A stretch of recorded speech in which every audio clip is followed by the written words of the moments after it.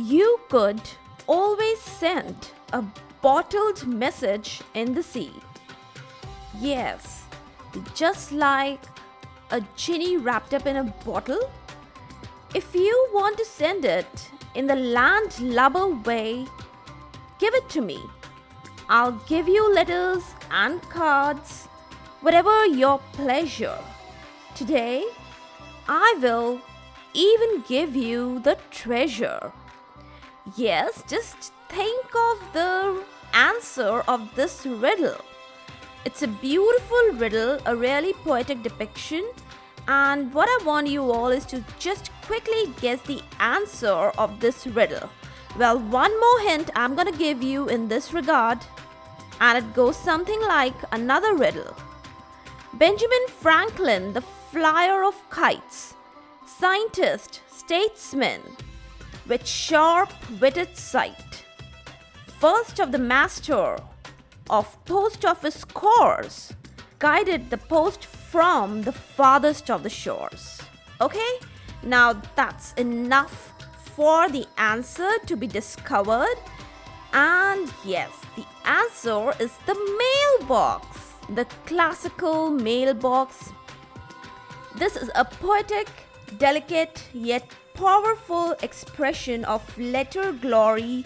I have also received the mail for the day, and this mail is having its topic as the plasma protein binding. So let's just dive into it. Welcome all to IS Pharmacology Difficult Podcast. I'm your host, Dr. Radhika Vijay, MBBS MD Pharmacology, and this is the audio hub to get the best, simplified basic tips, strategies, methods, and lots of ideas to learn better, understand better, and make your concepts crystal clear. If you really find, and if there's a question hovering in your minds, is pharmacology difficult? Lend me your ears for a while and let in the magic of knowledge. Plasma protein binding. It's a powerful drug reservoir. Now, drugs, after binding, they stay in the reversible and dynamic equilibrium state. You can have an equation for this state, and I'm going to give it to you just now. Free drug plus protein, that is a reversible arrow equal to drug protein complex. Just remember, the arrow is reversible.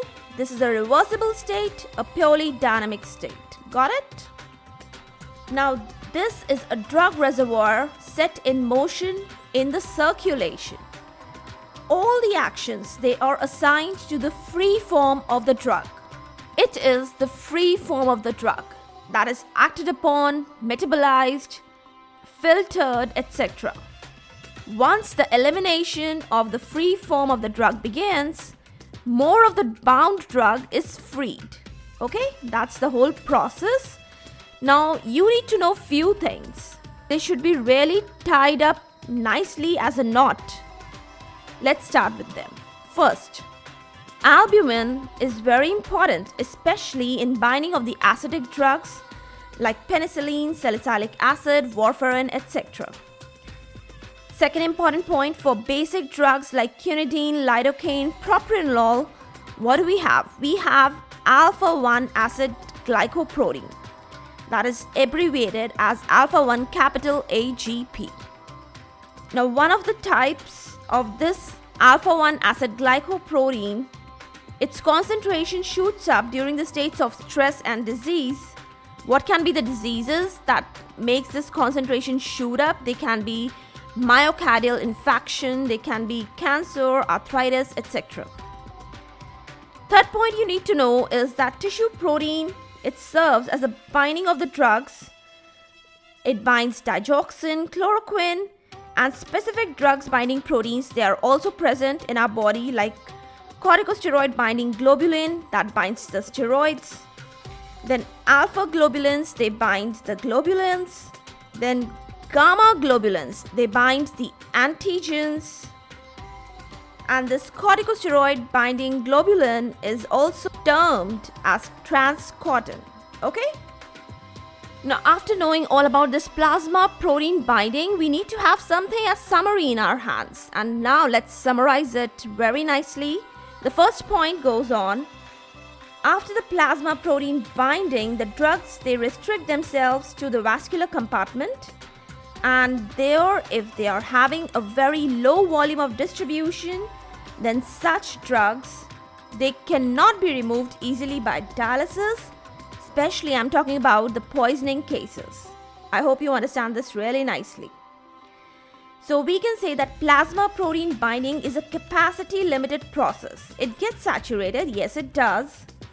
Now some of the pathologies that lead to the decreased albumin levels than the normal drug doses, they result in higher free concentration of the drugs. And similarly, we have few of the pathologies that I already told you, like myocardial infarction, inflammation, stress, etc. They lead to increased of alpha-1 acid glycoprotein.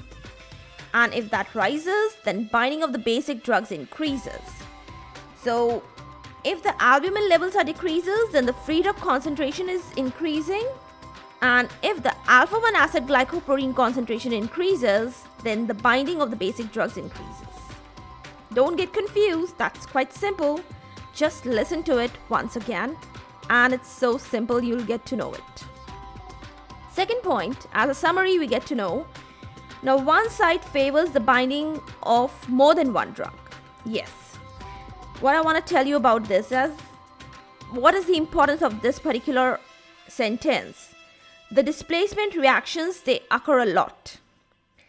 If there is increased of the free drug, then that is responsible for the increased adverse drug reactions also. Okay? Now, due to the most of the drugs, they are following the first order elimination kinetics. Now, what is that thing? I'm going to tell you in my upcoming episodes. Just get to remember that most of the drugs, they follow the first order elimination kinetics. And that is directly proportional to the clearance. So if that increases, then clearance also increases. And that is another summary point. Next we need to know is that acidic and basic drugs, they are not displacing each other, not even vice versa. Okay? So these are few of the important summary things that you should keep in your mind, because everything is bound by rules, some strategies, certain fixed notions and ideas.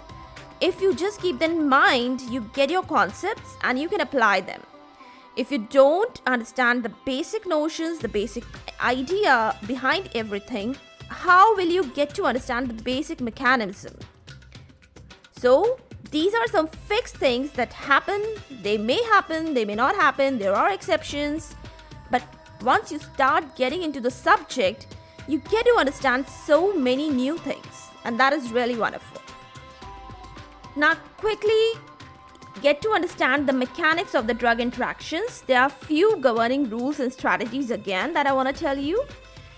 The importance of the drug interactions lies only when there is more than 95% of displacement occurring.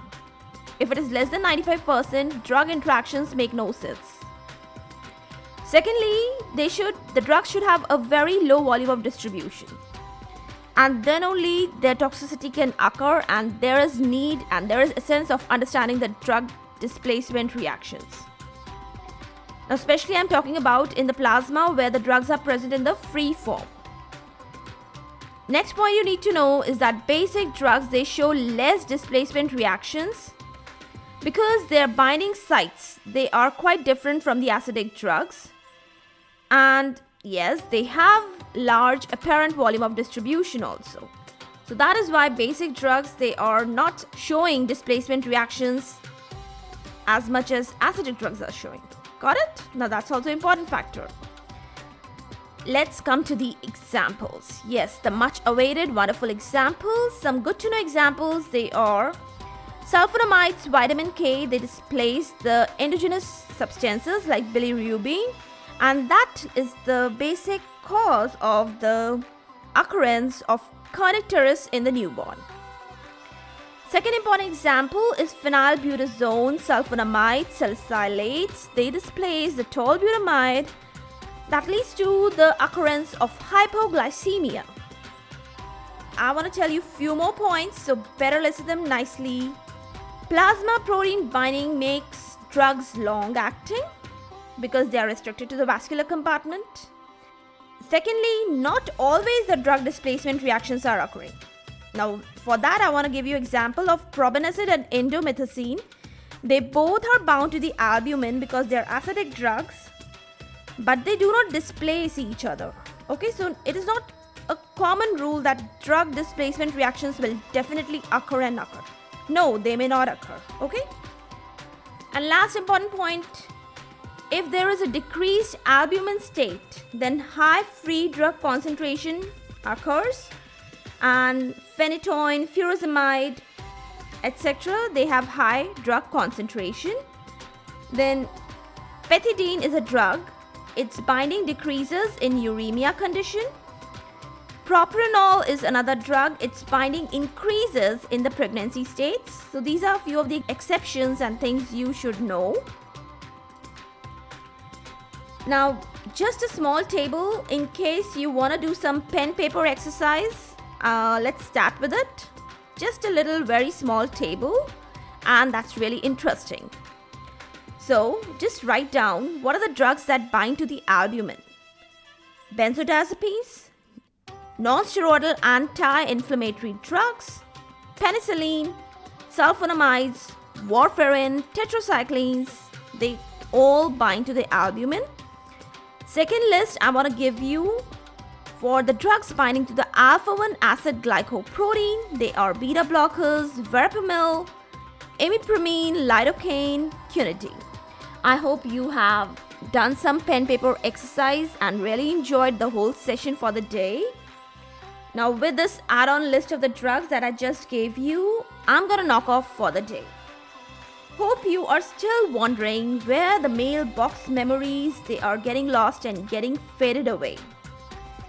These are actually some beautiful classic commodities, facilities given to us, and they are always treasured. They are again and again revisited as we remember them. The beauty lies in abandoning the past and surrendering to the growing age of technology. That's really true, you know. For all the updates and latest episodes of my podcast, please visit www.ispharmacologydifficult.com, where you can also sign up for a free monthly e-newsletter of mine. It actually contains a lot of updates about the medical sciences, drug information updates, and my podcast updates also. You can follow me on different social media handles like Twitter, Insta, Facebook, and LinkedIn. They all are with the same name, Is Pharmacology Difficult? If you are listening for the first time, do follow and subscribe whatever platform you are consuming this episode. Stay tuned. Do rate and review on iTunes, Apple Podcast. Stay safe, stay happy, stay enlightened. Thank you.